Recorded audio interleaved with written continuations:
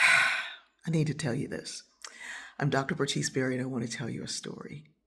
I did stand up, and the first time I did stand up for paid money, and I mean, I had amazing people as mentors: Drew Carey, Jeff Foxworthy, AJ Jamal, Steve Harvey. Mike Veneman was my classmate, and he's the one that actually got me into it. Mike Veneman, rest his soul, was an amazing, brilliant, brilliant comic. Anyway, he takes me to this gig, and it's in Ohio, Ashtabula, Ohio, and I think it was like a bowling alley / comedy club. It was in the 90s. Comedy clubs were all the rage. Everybody was turning into a comedy club. Anyway, first night, it's not doing so well. My humor was all about tearing down prejudices, and so it wasn't doing well because it was a bowling alley comedy club in Ashtabula, Ohio. Anyway, so second night, somebody yelled something, and I was like, wait, what? And so I took them down. I just took them down with my words. Somebody else said something, I took them down with my words. Somebody else said something, and then there were thunderous applause. People were loving it. They're like, "You all right for a black girl?" I mean, it was that kind of a thing, and I felt horrible.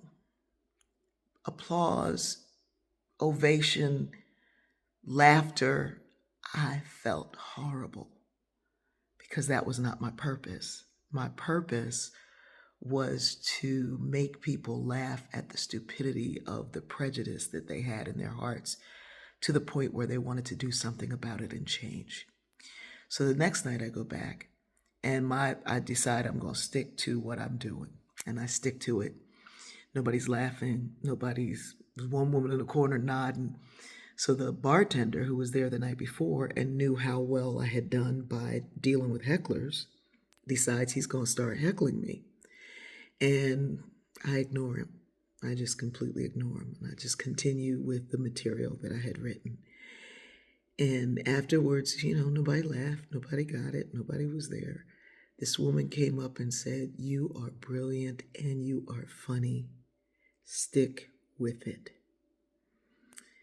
And I did, and it did really well, and I did really well, and I got a television show as a result of doing well in stand up. But here's the thing: sometimes you can be pulled into refuting something that you plan to not be. You can end up being what you didn't plan to be by trying to refute what somebody else is saying.